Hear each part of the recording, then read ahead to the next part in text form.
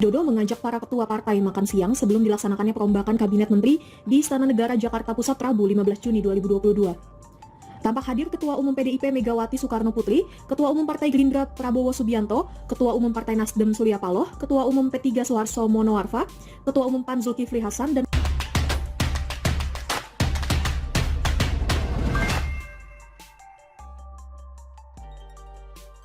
tak diajak makan bareng, Demokrat dan PKS kejang-kejang, Jokowi Kingmaker, ditulis oleh Manuel dari siwar.com. Demokrat dan PKS kejang-kejang sampai terkentut-kentut melihat bagaimana ketum partai-partai yang diundang oleh Presiden Joko Widodo dilakukan di istana, sedangkan mereka tidak diundang. Secara pemilihan, kita melihat bahwa apa yang menjadi kapasitas Partai Demokrat dan PKS tidak sampai 20%, sehingga otomatis kedua partai tersebut tidak bisa mengusung calon presiden dan calon wakil presiden yang mewakili kaum radikal bebas yang harus dimusnahkan sesegera mungkin. Mereka adalah kelompok radikal seperti Front Pembela Islam dan juga Hizbut Tahrir Indonesia yang mendukung terang-terangan pengacau dan Anies Baswedan.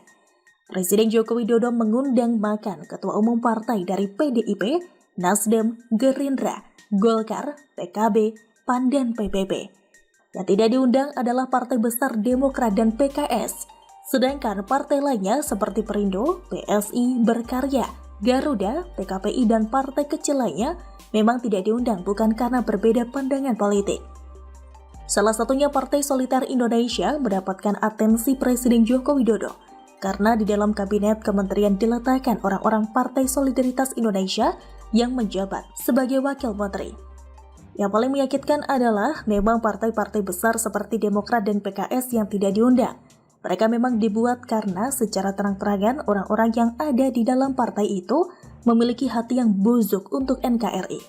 Strategi Presiden Joko Widodo mengundang makan 6 ketua umum partai besar ini membuat kita sama-sama melihat bahwa memang ada agenda yang sedang direncanakan oleh Presiden Joko Widodo untuk 2024 mendatang. Presiden Joko Widodo tidak ingin radikalisme dan pengacauanisme menguasai negara Republik Indonesia. Karena dengan demikian pembangunan pun pasti terhambat. Pembangunan infrastruktur mendahului pembangunan manusia. Pembangunan infrastruktur dilakukan secara konsisten selama 5 tahun periode pertama Presiden Joko Widodo. Pembangunan manusia dilakukan juga secara konsisten selama 5 tahun periode kedua Presiden Joko Widodo. Namun Presiden mengira bahwa 5 tahun untuk membangun manusia itu bukan waktu yang cukup. Melihat secara praktik masih banyak orang-orang tolol yang berkuasa di negara ini. Dan reshuffle menjadi jawaban dari Presiden Joko Widodo untuk kali ini. Mantan Panglima Hadi Cahyanto yang menjadi Menteri ATR menggantikan menteri yang mendiamkan para mafia yakni Sofyan Jalil. Yang menjadi pertanyaan saya adalah kenapa Menteri dari Perdagangan si Lutfi digantikan dengan Menteri yang gak kalah jelek rekam jejaknya? Apakah Presiden Jokowi dulu mengorbankan kualitas dan kerja demi menyelamatkan Indonesia? Saya tidak mau pergi ke analisis sana, karena bagaimanapun juga Zulkifli Hasan ini punya rekam jejak Menteri Kehutanan yang pernah diobrak-abrik kantornya oleh Harrison Ford mengenai konversi lahan yang diberikan besar-besaran kepada para pebisnis lahan sawit. Namun yang menjadi embun di dalam reshuffle ini adalah penentuan menteri yang diwakilkan oleh Raja Juli Antoni yang merupakan kader PSI.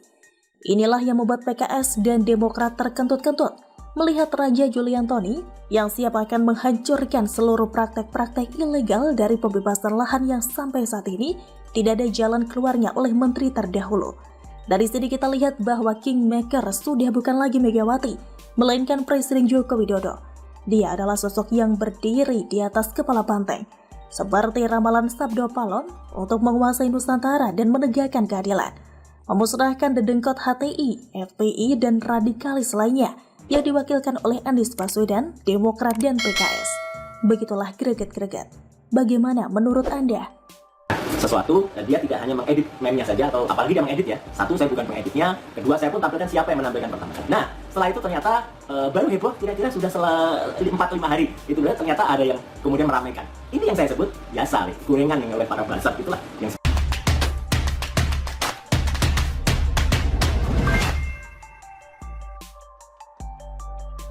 Enak aja. Habis bikin gaduh, Roy Suryo mau case close pula. Ditulis oleh Syardi dari siwar.com. Roy Suryo ternyata penakut juga dan bisa panik juga. Lagaknya sangat menggelikan. Dikit-dikit ambiar, dikit-dikit ambiar. Akhirnya dia sendiri yang ambiar. Di postingan sebelumnya, Roy Suryo dianggap melecehkan simbol agama dan kepala negara, sekaligus karena menyebarkan foto editan. Dia menyinggung soal harga tiket naik ke Candi Borobudur yang melambung hingga Rp750.000.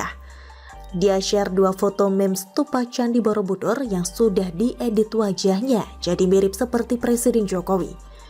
Mumpung akhir pekan, ringan-ringan saja tweetnya. Sejalan dengan protes rencana kenaikan harga tiket naik ke Candi Borobudur dari Rp50.000 ke Rp750.000 yang sudah sewarasnya ditunda itu, banyak kreativitas netizen mengubah salah satu stupa terbuka yang ikonik di Borobudur itu lucu, hehehe, ambiar, kata Roy Suryo. Sebenarnya ini sudah masuk dalam kategori pelecehan dan blunder. Kalau ada yang melaporkan, Roy Suryo bisa gol. Meskipun dia hanya membagikan, ini bisa kena juga sebenarnya. Makanya Roy Suryo jadi panik dan gemeteran, hingga akhirnya dengan wajah malu, meski dari awal pun sudah jadi orang yang malu-maluin, dia menghapus postingan tersebut.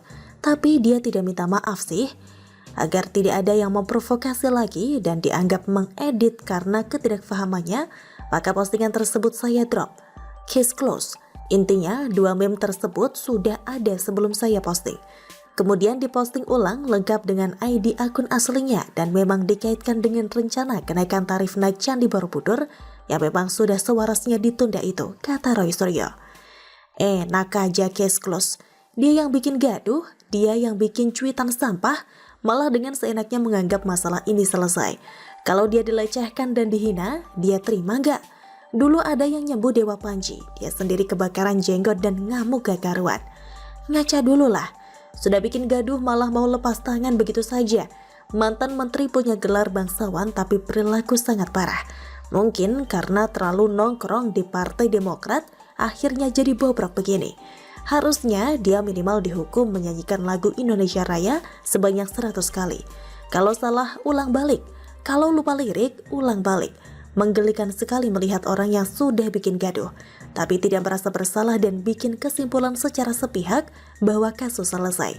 Selesai dari Hong Kong. Kalau ada yang melaporkan, ambiar tuh. Seperti yang saya katakan sebelumnya, umat Buddha jarang reaktif. Mereka adem-adem dan tidak suka bikin gaduh.